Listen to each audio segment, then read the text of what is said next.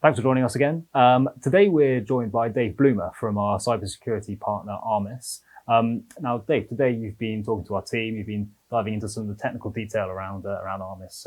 We're here in the office, but for the purpose of this, we just want to talk a little bit higher level about the concept of unmanaged devices and the risks that they pose to organisations. So, could you just go into that in a bit more detail? What sort of threat do unmanaged devices pose to a company?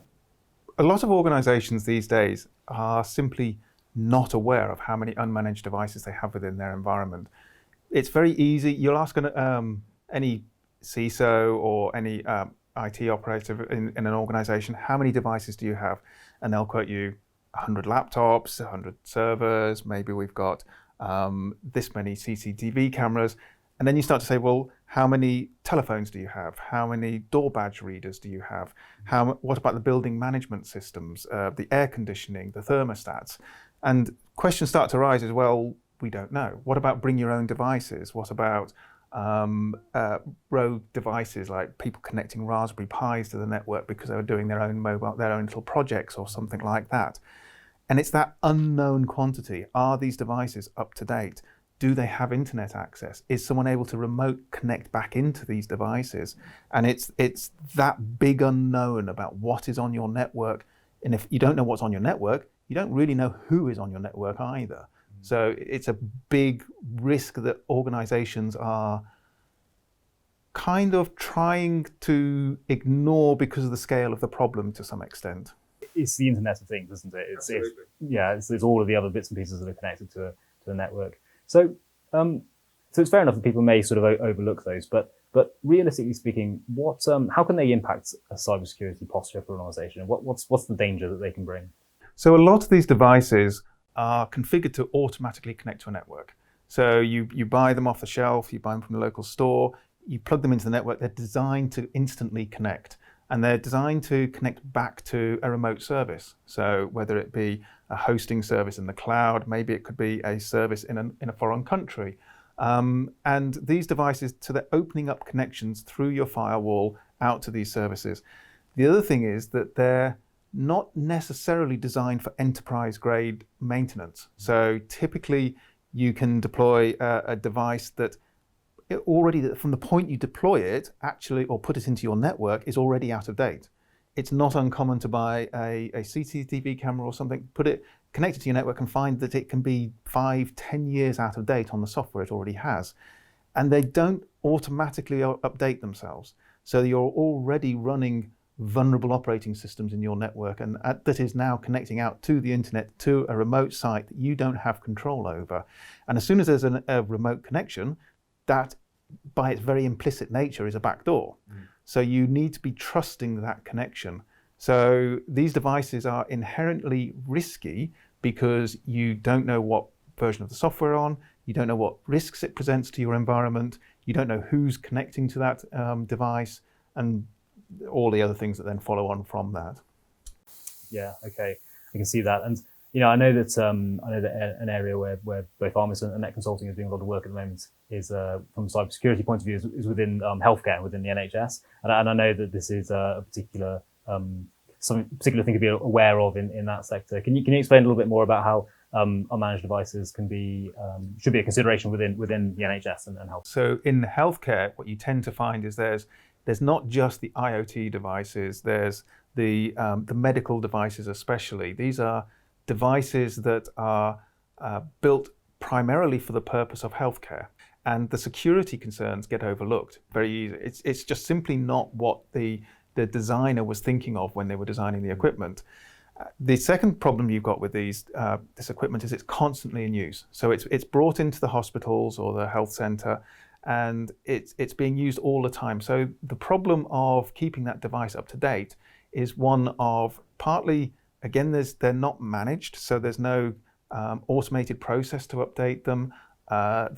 Finding this time slots when you can actually update these devices. In busy hospitals, these devices are in constant use. You can't say, okay, we're going to update it at the weekend. These devices are still updated at the weekend. Oh, sorry, I beg your pardon, these devices are still in use during the weekend. And so you have devices which are not up to date, which weren't designed from a security perspective in the first place, and more importantly, they're actually have real patients connected to them. So this is a human aspect for it. Compromising one of these devices can have a real direct personal impact on a human being. Yeah. So the risk is just many orders of magnitude higher. So Armis has been deployed in certain situations where we've actually found things like malware on an infusion pump connected to a patient. So you can imagine that at that point, how do you handle that situation? I mean, in that exact situation, the hospital had to assign a nurse to constantly monitor the infusion pump, monitor how much the drugs were being given to the patient, all of that kind of information, because you just cannot trust the device anymore. So the essential thing for the hospital at that point, or the health center, is again now that understanding, that visibility of what you have in that environment it's not just crucial, it's life-saving. Yeah. So sticking with healthcare, Dave, so you've explained the importance of making sure that your endpoints are protected from because they act as potential ingress routes for malware. So what can a healthcare organization do about this? What should they be doing to ensure that they're as watertight as possible? So the first starting point really is understanding what you have, and it may sound like a simple answer, but the number of times that you might ask an organization and they say, healthcare, they might, a hospital might say, we know we've got these CT scanners, we know we've got these X-ray machines, but then ask them, okay, what operating system is it running? Is that operating system patched? What is that device connecting to? So having that knowledge is crucial. You can't fix what you don't know if you don't know you have it. So for instance, have you got a device that is connecting to Facebook? It sounds almost ludicrous, but when you've got a device that actually fundamentally is running Windows, and you've got someone who's sat there maybe monitoring a patient but not doing busy all the time, the temptation then to launch a browser, check your Facebook, all of that kind of stuff, it's very real in those organizations. So do you know what devices you actually have? Do you know what versions of software they're running? Do you know if they're running applications they shouldn't be? Has someone installed a Tor browser or something on their Windows because they want to bypass the hospital security policies or that sort of thing? So it's that visibility is the crucial aspect, first of all. And not just that, but legal frameworks are coming into place, which actually require you, the first step of all of these legal frameworks are knowing what is in your environment. So it is imperative and crucial for organizations to have that first layer of visibility, to be able to answer that question, what do I have in my network and what is it doing? And from that, understand what are the risks then associated with that. That's great, Dave. Thanks very much. So we were talking about healthcare specifically there, but obviously, we operate across the spectrum. So looking at a conventional business in their office space, what sort of things could they be doing to ensure that they're as protected as possible? Does it vary a little bit? Yes, there's a bit of variation. I mean, we talk about healthcare and we talk about the criticality of understanding of the devices and the behavior, but the principles are still the same for any organization. So where you've got a corporate environment, you still want to understand what devices are being brought into your environment. Has someone brought an Amazon Echo in? Companies traditionally have allowed users to bring in their mobile phones, for example, bring your own device, that kind of thing. So, but it can extend beyond that as well. But also things like what is my TV connecting to in the meeting room? Again, what is the Polycom telephone connecting to? Understanding that what that device is, what it's connecting to, what the behavior, and understanding the risks is the same for all organizations.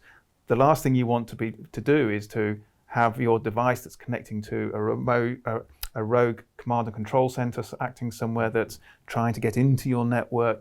The old ransomware problems and things, they do still exist. They're happening every day. And you can't secure your network if you don't know what's on it.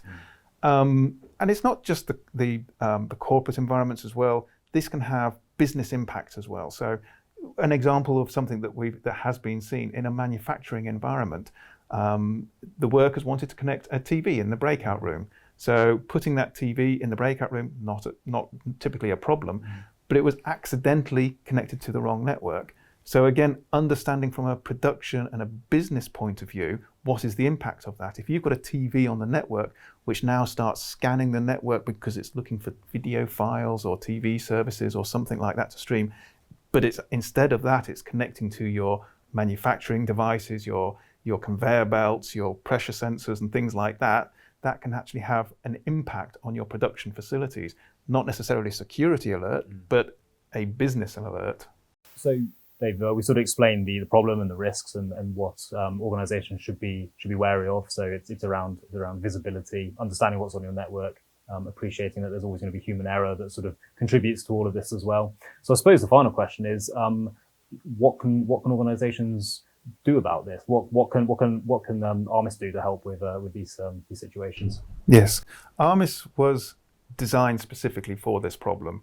So Armis is a platform that will tell you about every device that connects to your network or through your network.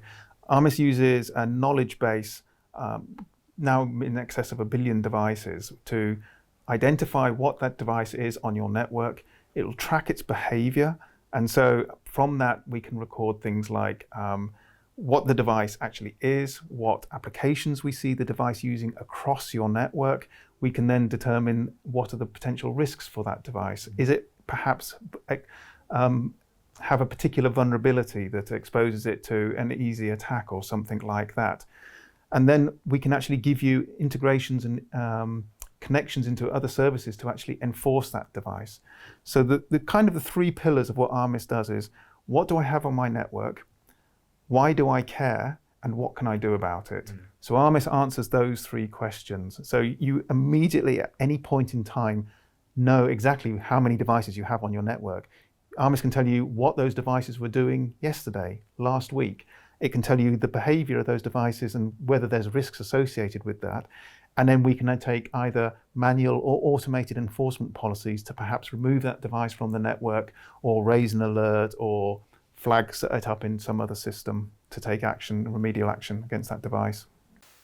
Perfect. Excellent. Yeah. So I suppose if we look at the original problems around visibility and understanding, as you say, it sounds like Armis was made specifically for that problem. So that's great. David, thanks very much. Thank you. And thanks for joining us. See you soon.